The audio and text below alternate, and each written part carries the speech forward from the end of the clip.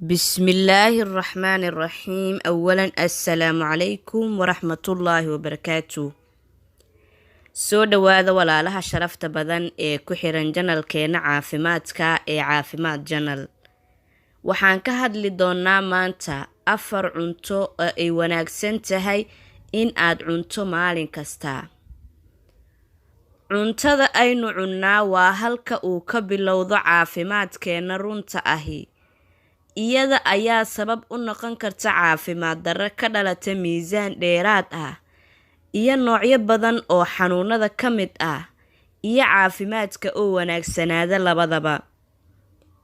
Waxaa jira cuntooyin oo inta badan qofka ka heli karo cunistooda fitamiino dheeri ah si uu jirka uga helo faa'iidooyinka iyo nafaqooyinka muhiimka u ah kuwaasoo laga helo cuntooyinkaas. Waxaa kale oo iyadana muhiim ah in cuntooyinka aynu cunnaa ay noqdaan noocyo kala duwan.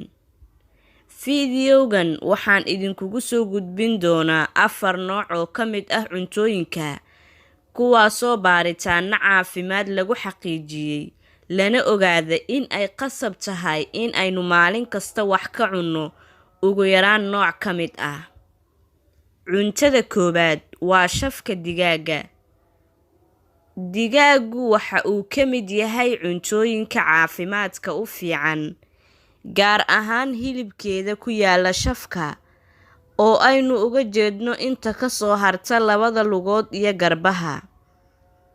Hilibka halkan laga soo jaraa waxa uu si gaar ah ugu fiican yahay dadka ku jira isxakamaynta iyo miisaan la dagaalista. Waxa uu ka kooban yahay borotiinno saafi ah, dufankana aad ayuu ugu yar yahay. Sidoo kale, hilibka digaaga ee inta dhexe ku yaala waa cad caloosha u fudud oona noqon karo casho fudud ama cunto fudud. Sidaa awgeed, waxaa wanaagsan in qofkii heli karo ugu yaraan maalintii uu cuno. Koostada waa cuntada labaad. Caleenta koostada waxa ay ka mid tahay khudradaha cagaaran ee u wanaagsan nafsadda.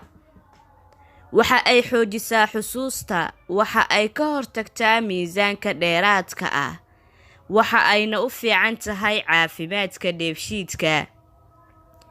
Waxaa intaasba ka sii muhiimsan in koostada ay ku jirto maaddo la dhaho lutein oo muhiimad aad u weyn u leh shaqooyinka maskaxda, kana hortagta in unugyadeedu aanay burburin amaba howlgabin. Cuntada saddexaad waa liin dhanaanta. Liin dhanaanta waxa ay hodan ku tahay fitamiin C.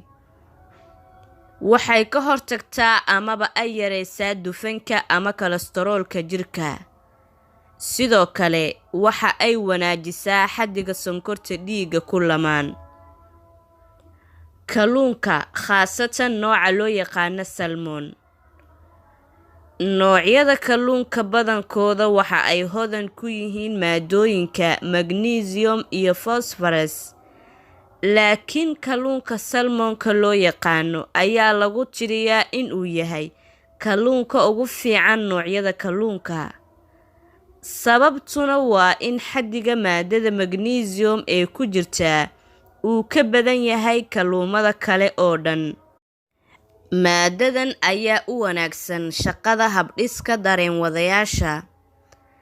Magnesium oo jirka ku yaraata waxay sababtaa xaalado ay ka mid yihiin daal iyo burbur jireed oo joogto ah, iyo muruqyada iyo neerfayaasha oo isku urura amaba guntama.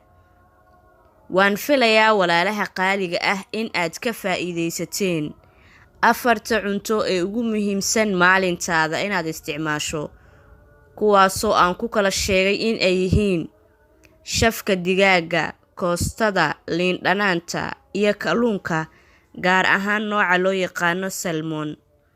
U sheergaree asxaabtaada kale si ay iyagana uga faa'iidaystaan. Haddii aad ku cusub tahay janaalkeena, fadlan soo dhawow, subscribe-kana saaro, gambaleelkana furo si ay kuu soo gaaraan muuqaaladeena xiga. Haddii aad horay noola joogtayna waad mahadsan tahay. like-tana inoo saara waa inoo muhiim. Wassalaamu calaykum.